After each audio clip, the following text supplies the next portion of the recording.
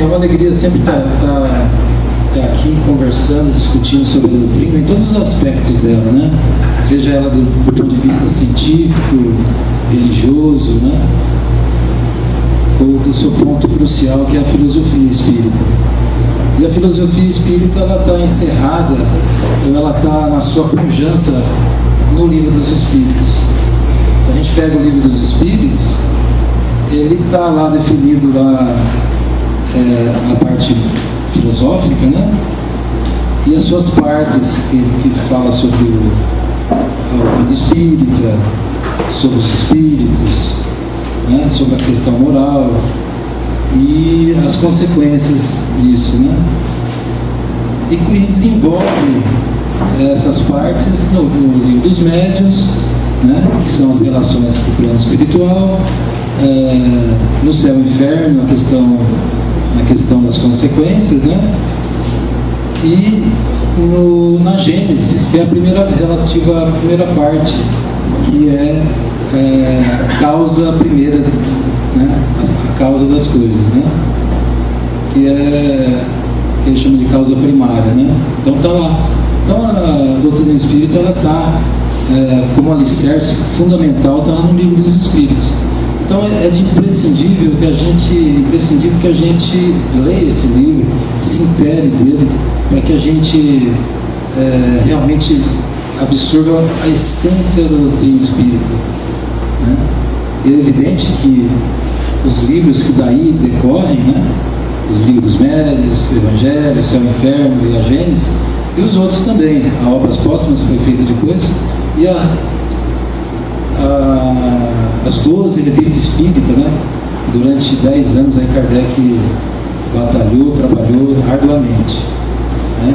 Lembrando também que, além desses livros, nós temos um livro muito importante que a gente deve ver, que é a Viagem Espírita de Kardec. Essa viagem espírita, ela retrata aí quando Kardec fez uma viagem, a primeira viagem que ele fez na divulgação da doutrina espírita.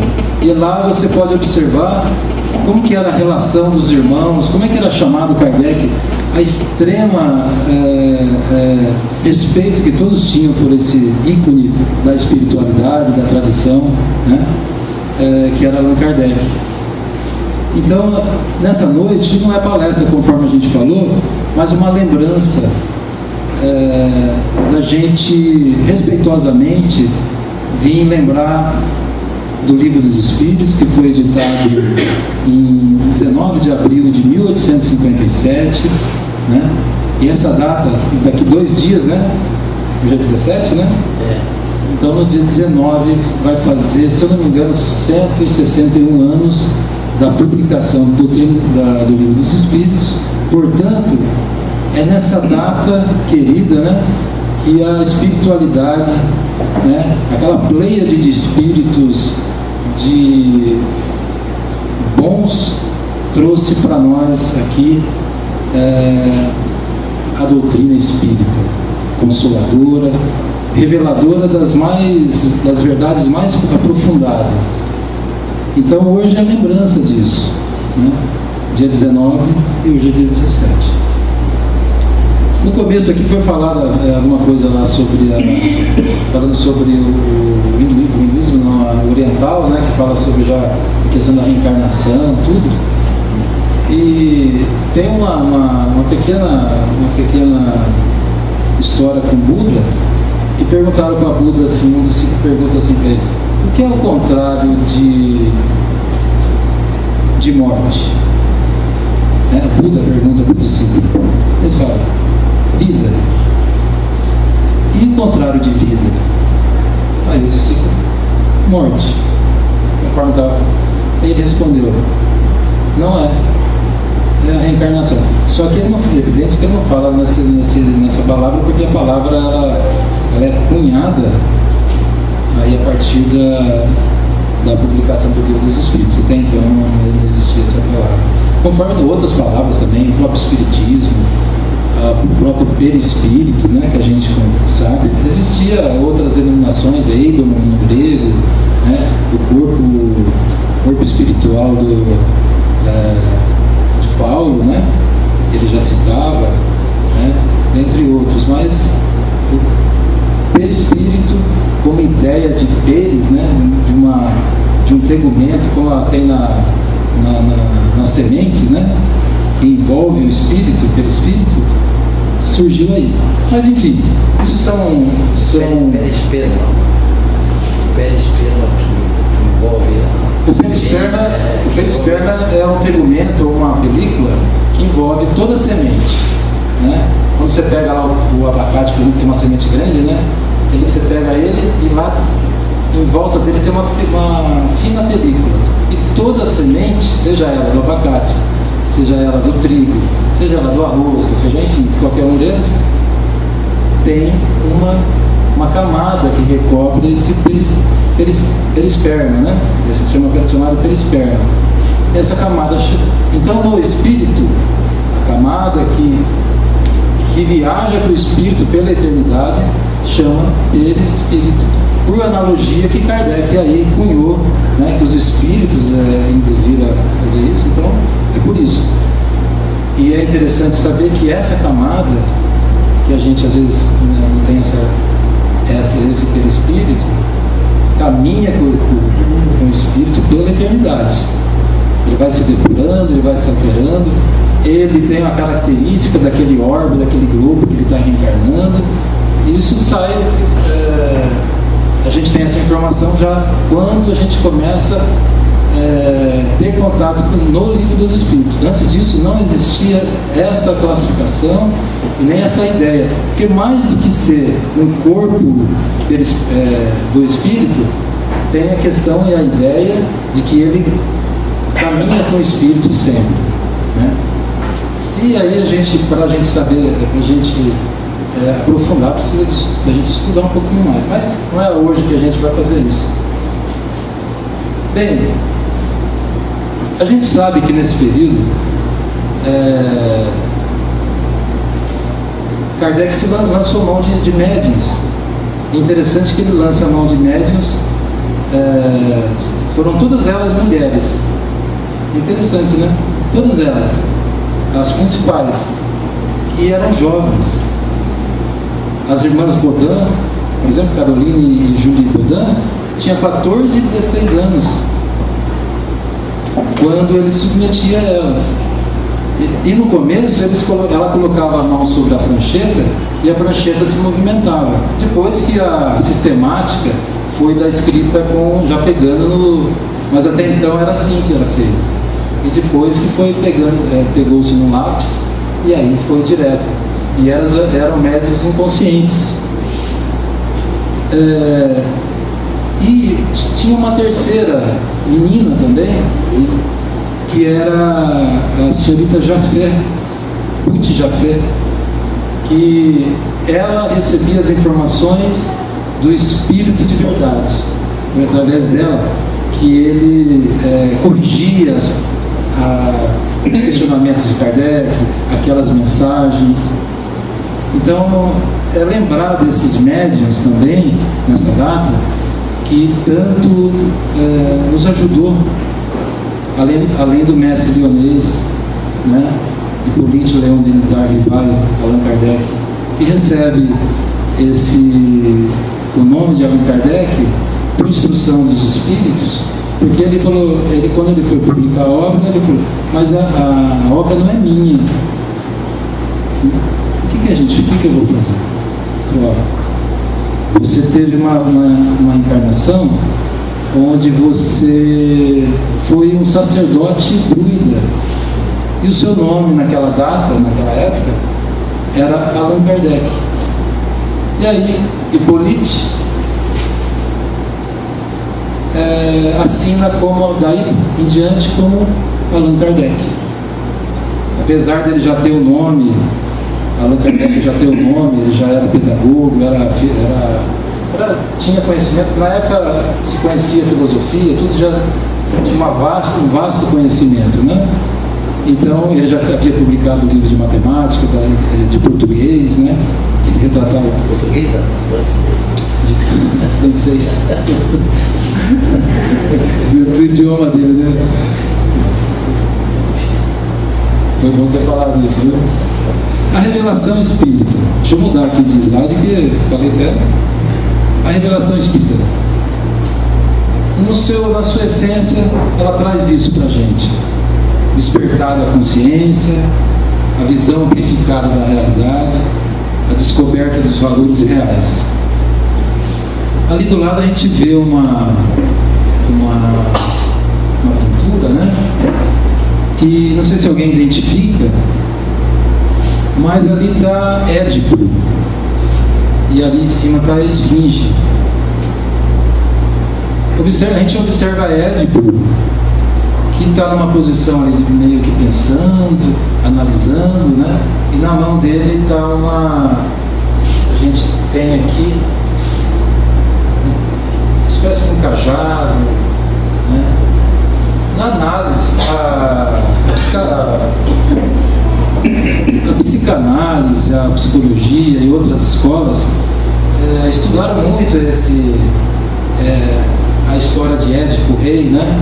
Que é dividida em 3 histórias, e inclusive os místicos também estudam, e a gente vê na história dele, a gente vai falar muito rapidamente, que é também uma história nossa, né?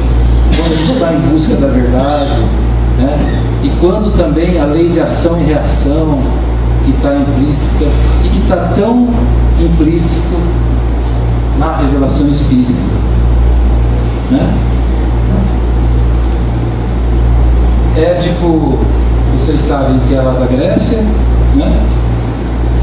Faz parte da mitologia, escrito por Sófocles, e ele nasce em Tebas. É filho de Lário e Jocasta. E quando ele nasce, ele não tinha nem esse nome, tá? O que acontece? O pai dele recebe uma informação lá eles chamam de o médium lá do local lá. Não é porque é outro nome, né? Mago da cor. Alguma coisa, eu vou lembrar o nome. Tem um nome próprio, né, que eles usam naquela época lá. E o filho dele ia matar. E aquele filho ia matá-los. E aí o que ele faz? Ele fura os pés de Édipo e manda. O que acontece? Daí fica Édipodus, que é Ou sem pé. pés furados. E aí ele vai para Corinto. Ele vai ser filho também adotado lá pelo rei de Corinto. Ele fica em Corinto. Olha bem. Só que Édipo também, num determinado momento da vida dele, ele recebe essa informação que ele ia matar o pai.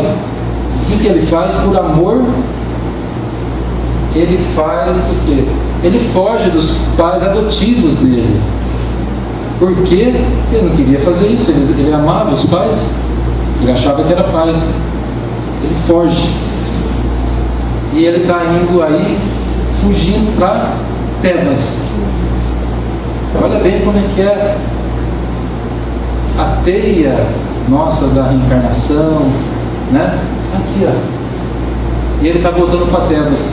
E lá tem uma esfinge que não deixa entrar lá em Tebas, só se você responder a pergunta que ela faz. E ele, vou responder. Fica na frente, ela está aqui, ó, tá vendo? Essa postura.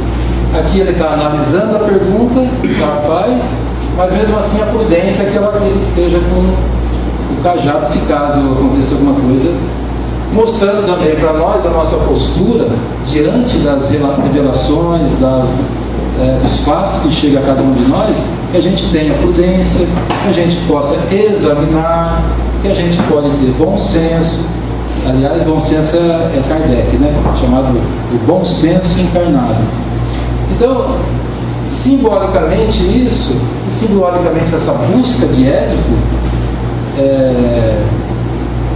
representa todos nós também, em busca da verdade, né? Mas também o nosso caminho em relação à própria a lei de ação e reação. E ele está indo lá. Aí a esfinge pergunta para ele: qual animal que de manhã está de quatro patas, ao meio-dia está de duas, e à tarde, à noitinha, está de três? Essa é a pergunta. E ninguém passava por isso. Eu pergunto para vocês, quem é? E talvez se alguém souber a história, saiba. Se alguém não souber, responda. Senão não passa. Quem não souber, responde. Então, a pergunta, você sabe, e é uma coisa que está lá na doutrina espírita. Está no livro dos Espíritos. Quer ver? Vou responder. Que Édipo respondeu. Era o homem, ele mesmo. Quando a gente é criança, no amanhecer dos nossos dias, a gente engatinha. Quando a gente está já mais adiantado, ao meio-dia, nós estamos de pé. E quando nós estamos na madureza, necessitamos de uma bengala, de um cajado, né? E a esfinge deixa passar, ela tem lá uma forma, ela tem que se matar, se joga no precipício. Olha bem, ele responde, e chega lá, ele vai para Tebas. Nós vamos encerrar já, porque a gente tem um diálogo interessante, inclusive com um sábio lá da época, que não enxergava, que ele não enxergava, ele dizia as verdades para Édipo, ele procura esse sábio, e o sábio falou, o Édipo falava para ele, você é cego. Só que o cego enxergava mais que ele. Fazendo uma analogia também a nós, que enquanto nós estivermos olhando o mundo e as coisas com os olhos rasteiros da materialidade, das coisas imediatas, nós vamos ainda ser cegos. Não vamos ver a realidade. Por isso a gente colocou aqui uma visão amplificada da realidade. E o que acontece? Só para a gente finalizar, é uma tragédia, né? Tragédia grega, né? Ele encontra Laio, que é o pai dele, que ele não sabia, ele, por ignorância lá, ele não sai da frente, isso aqui, mata o pai, mas ele não sabe. E ele vai para Tebas ainda, e ele casa com quem?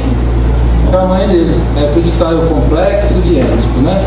Que a psicologia usa, que a psicanálise, mas a filosofia também usou, e também a questão mística também usou esse símbolo, e tantos outros.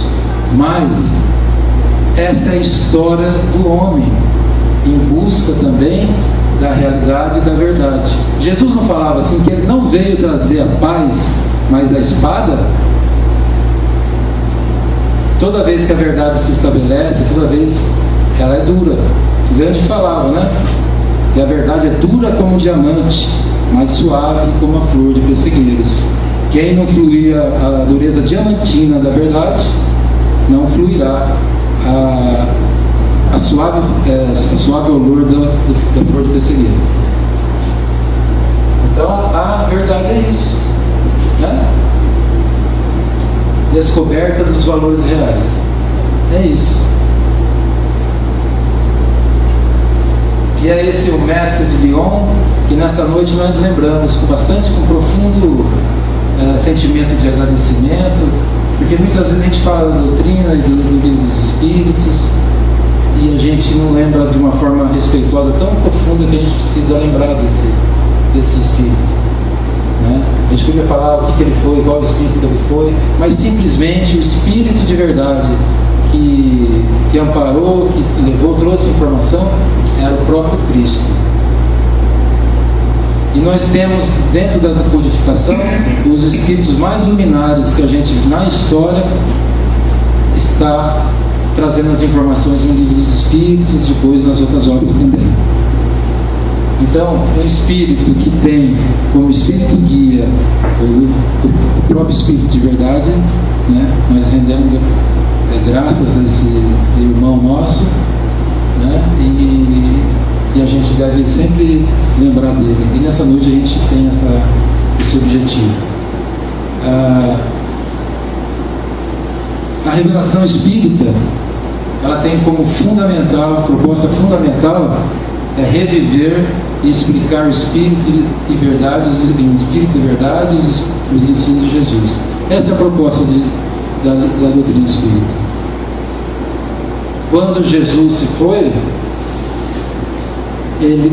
os cristãos da época, os cristãos chamados primitivos, né?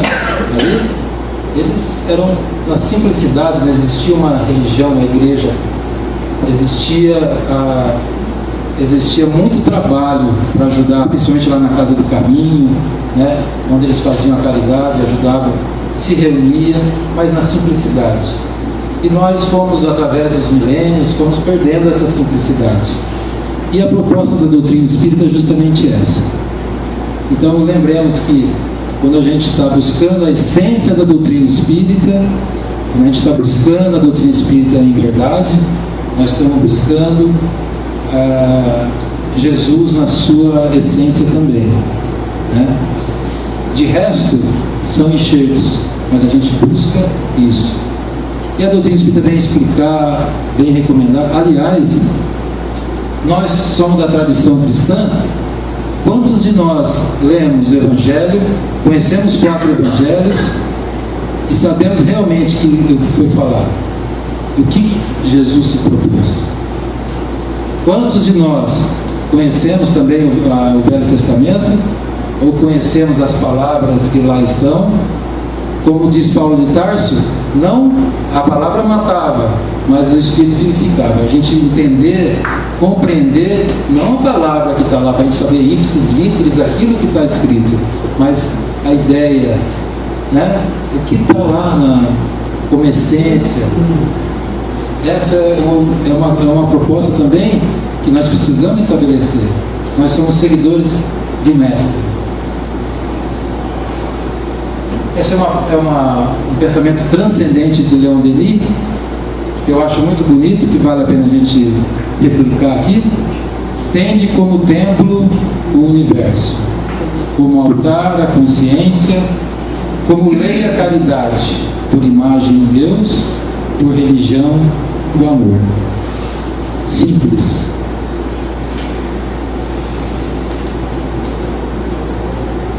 Leon Denis, ainda continuando Leon Denis no Invisível, que é um livro que vale a pena a gente ler. O Espiritismo será o que deles fizerem os homens.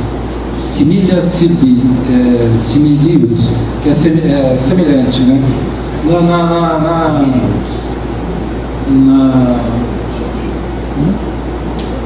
é que é o nome de Hahnemann? Como que chama? Na homeopatia? Tem mais uma palavra que é curanter, né? Semelhante cura semelhante. Aqui é mais ou menos a ideia mínima.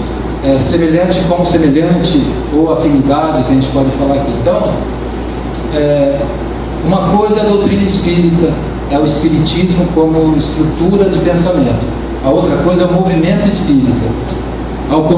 E aí ele explica aqui porque ele fala assim: ao contato da humanidade, as mais altas verdades às vezes se desnaturam e obscurecem. Podem constituir-se uma fonte de abusos. A gota de chuva, conforme o lugar onde cai, continua sendo pérola, ou se transforma em ouro. Isso é uma coisa que a gente tem que pensar. Porque existe o movimento, existe a essência. O que nós estamos fazendo, qual é a propaganda que nós estamos fazendo lá fora, como é que é a nossa atitude, também faz parte desse contexto. Então, cada um de nós tem uma responsabilidade perante a sociedade, perante a nossa família e perante o próprio universo.